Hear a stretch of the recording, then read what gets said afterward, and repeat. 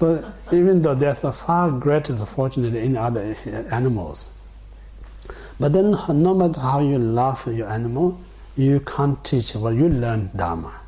You know, you wish my pet can know Dharma, wish my pet can do meditation, but their mind restricted, you know, limited, can't. So that's really their freedom of lack of freedom to practice Dharma. So that's the animal realms. And then the fourth non-human we call the desire realm, some kind of a God. God being. Sometimes Buddhists say like you don't wish to be happy, because if you're too much happy, mundane happiness, then itself is destruction. Because when your life, everything, like I say, if your business is going well, your job is going well, your holidays are going well, one way it's very good, but there's a big obstacle for Dharma. Then you think Dharma is not necessary, you know. So while you enjoy, you just run out your time. You enjoy, I'm not saying you should not enjoy, you should enjoy, but whatever your enjoyment, it comes from the cause. It's not just come by itself. So you really enjoy that, whatever you're having right now, you don't waste it not to happen in the future. While you enjoy, sometimes you create more cause to more enjoyment in the future. But sometimes we just use up what we created in the past. Once you run out, then there's no more left to bring more enjoyment. Yeah? So based on this story, I think some of you heard my story. Like one lady, she came from Buddhist family, but she married with one non-Buddhist family. When she was in the Buddhist family, she was a very generous lady. She offered always food for the monks, beggars. She's so generous. Then one day she married with a non-Buddhist family. Then in the beginning she did offering food for the monks. Then eventually the family restricted her, so you're not allowed to offering food for the monk. And then she's so upset, but because she don't want to break away from the family, so she had to, only not much choice, have to choose to stay in the family, so have to stop the offering. Then next time, whenever monk comes, says like they come to beg the food, says I don't have anything to offer. My family always eats the leftover food. You know? We only eat leftover food. We don't have anything to offer. So she keeps saying this to monk, and one day mother-in-law heard that word. Constantly she's saying like we leftover food, and then this mother-in-law so upset. They're kind of rich family or wealthy family. Why are you telling we're eating leftover food? Because we never eat leftover food. We always eat the fresh and healthy food. You embarrass our family. She kind of really let her down. Then she said like, because we're wealthy, we have abundance of wealth, we have money to buy fresh food, so all this wealth comes from previous good karma. Yeah? So in this life, we're not creating any new karma to have continuous to happen in the future. So what we're using is leftover, previous karmic. So if you eat leftover, sooner or later it's going to be run out. It's not going to last. So it means like every enjoyment right now is a result of a good karma that we committed in the past. If we not create new karma, sooner or later it's going to be run out. Make sense? Yeah. So in this way, God beings like a tremendous merit, virtues. One way is fortunate, you're born in God realm, you have a perfect life. Another is unfortunate because you're so perfect, you forget everything. Now you just enjoy that. Then one day you run out. The moment you run out, you can't realize now I'm not having that fortunate as I used to be. So the mental suffering, this is far more greater than health beings. So these four is like a non-human lack of freedom practice Dharma. Yeah? So in that way, we need to realize I'm so fortunate not to born in that state. I have a freedom to practice Dharma. Yeah? So these things, we not just make us feel good ourselves, we are so fortunate. We don't have a gap, because yesterday we discussed like every one of us has a seed to born in this state. If you really look at present our mind, to born human and to born in these three realms, if you really kind of measure, we have a far more greater seed to reborn lower realms than human in the next. I'm not just frightening you, this is reality. No? So that at the moment I'm so fortunate, not born and I'm freedom. So that's the reason, once I'm free, I should not rest. Not many people get this freedom. No? Like I said, when you work so hard and suddenly you get 1 week leave, how are you grateful yourself? Not many out there, my work colleagues, not getting that much time off. So we so appreciated just having 1 week off. So similarly here, we life off to practice Dharma, we should not rest it. Make sense or not? Yeah? So in this way, the 4 non-human beings.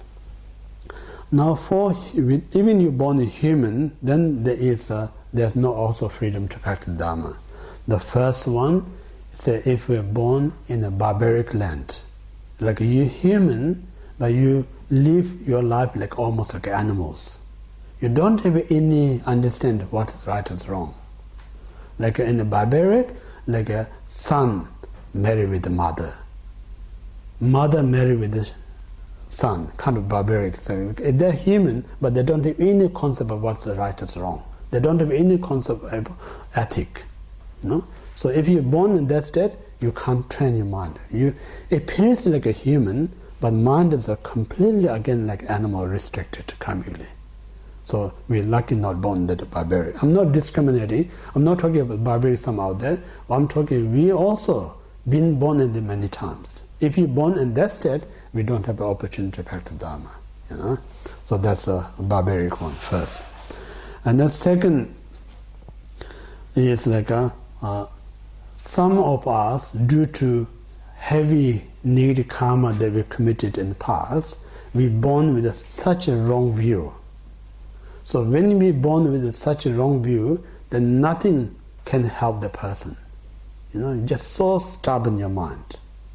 Mind so stubborn, no one can change your mind. So you always kind of criticizing cause and effect. So someone who always so negative, so that negative person, nothing can help. Yeah? So this type of person also exists in our world. You know? You don't expect everyone is a kind of flexible. Some are just born with the so negative, live with the negative, die with the negative. Nothing can do about it. So in that way, we are so fortunate not to born in this state of life. There's no guarantee we're not going to born, because how much we have anger in this life, how much we have a negative thought. So these are the creator reborn in that state in the future. You know? So luckily we just manage to escape that kind of life. So that's a second. Fortunate we have the freedom to practice Dharma. And then third, like it's good to know, like we know Dharma is so precious, Dharma is so great medicine to heal our problems, but then we think the Dharma is easy, we just go on someone to listen Dharma. But the Dharma is not always going to be here. They're saying like Buddha, like Buddha's kind of a point of view, never absence to teaching Dharma, but the sentient being's interest. So our interest, if you say our interest in Dharma or less interest in Dharma, if you really think like someone like we have an enormous marriage, so we may have more interest in Dharma than non-Dharma, but out there, majority of people less interest in Dharma. So when there's a less interest in Dharma, then teacher never appears. Buddha never appears.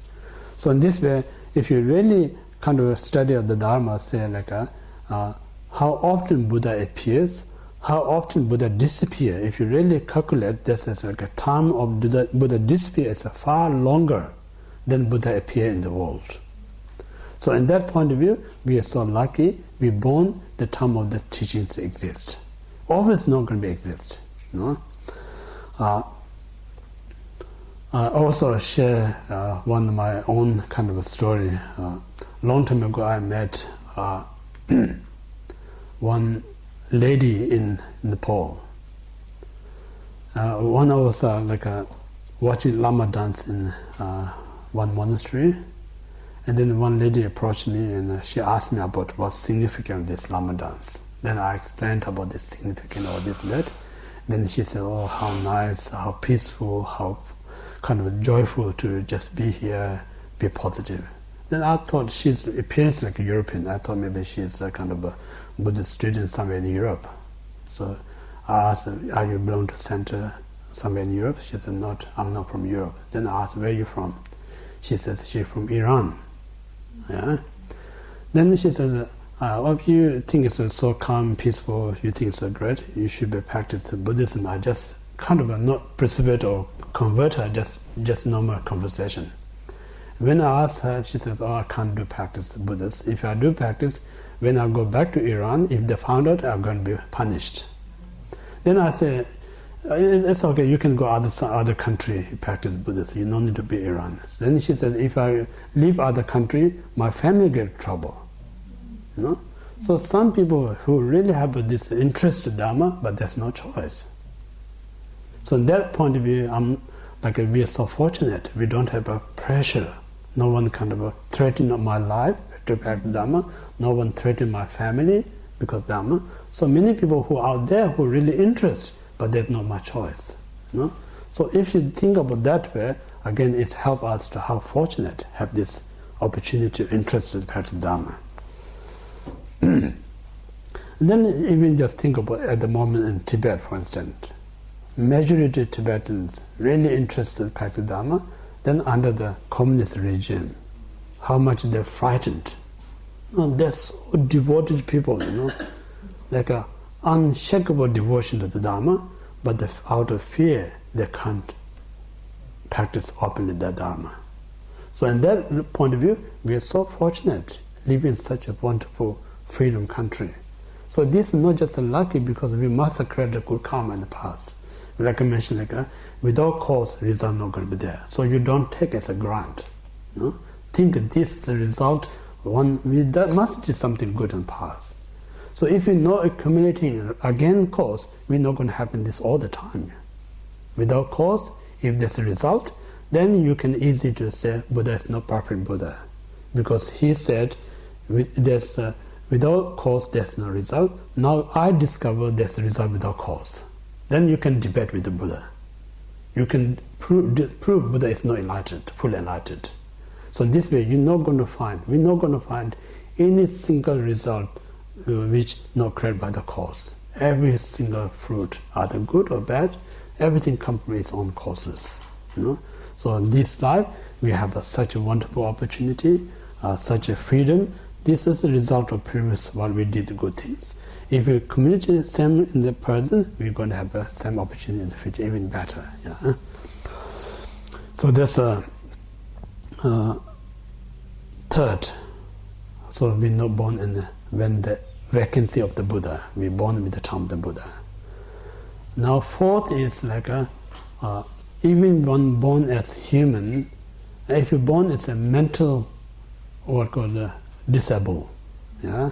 If you're born as a mental disabled, then you're just human, but your mind not functioning. If your mind's not functioning, then you just body is human, mind is almost like a restricted beings. Then there's no opportunity to practice Dharma, lack of freedom. So in this way, it's good to, when you meditate, to reflect this at beings. I'm not talking out there, just we can be one of this at. If you're one of this at, then there's no freedom to practice Dharma. So in that way, I'm so lucky to manage to free from this lack of freedoms. So that gives you so much appreciation, you know, how lucky I have this opportunity to practice Dharma. Yeah? So that's the what we call the freedom to practice Dharma. So that's the first condition. Because if you don't have this freedom, then you don't have a condition to practice Dharma. So that's the one requirement to practice Dharma. So that's the first.